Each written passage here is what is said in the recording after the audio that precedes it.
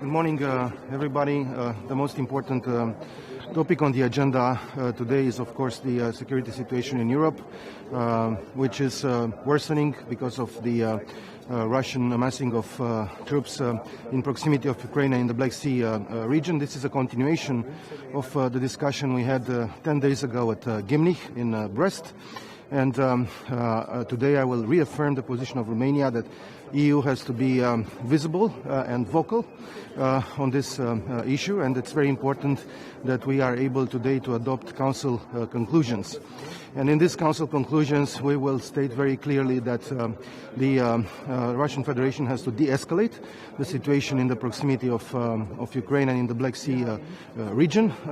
We also state very firmly that the concept of spheres of influence is obsolete, and it should not be used in the current context in the European security context.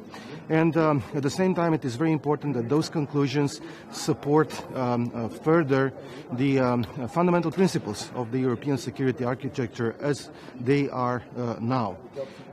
We are also coordinating closely with our partners, and that's why today we will have this meeting with virtual meeting with Secretary of State Blinken after his meeting in Geneva with the Foreign Minister of the Russian Federation on Friday.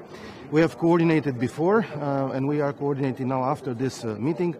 And I would express my appreciation for the fact that Secretary Blinken and Minister Lavrov agreed to have further meetings, at least another further meeting. This is a good thing because dialogue should continue. This is the purpose of our diplomatic efforts, to stimulate the dialogue in order to reach de-escalation. And I would like to remind in this context the fact that there is also another invitation for a series of meetings, the invitation of NATO in the context of the NATO-Russia Council, and it is for Russia to accept this invitation because Russia has to act in a responsible manner.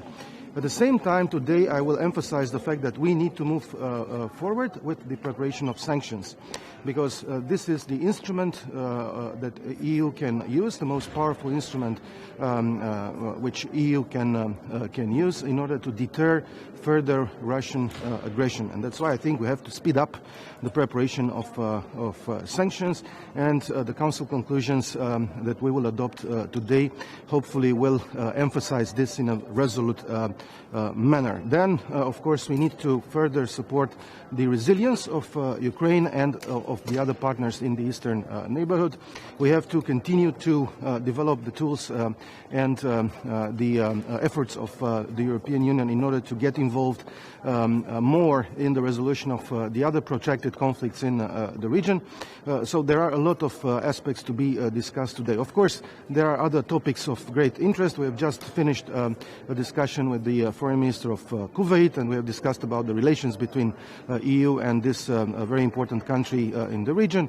We will have also a very important debate on Syria, and I think we need renewed diplomacy, renewed efforts in order to have perhaps a more flexible approach in support of the proposals of the UN Special Envoy on this file. At the same time, of course, we need to uphold the EU position on Syria, that is about the implementation of Resolution 2254 of the United Nations. We will also discuss about Libya, about Indo-Pacific, and on Indo-Pacific I will express support for the French efforts to make this this file a priority, and I'm looking forward to participate in the forum organized in Paris on the 22nd of February by the French presidency on this issue. Thank you so much.